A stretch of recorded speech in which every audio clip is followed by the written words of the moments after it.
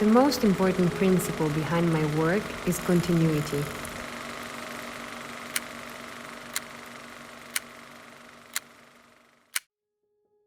It's about constantly looking for new ways to elevate materials that I find abundant.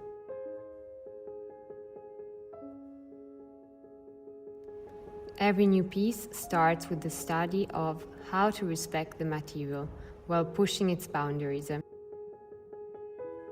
It's a form of optical art, to juxtapose elasticity and rigidity, to create shapes that transmit light as well as reflect it, to combine lightness, movement and mobility with structures, patterns and geometry.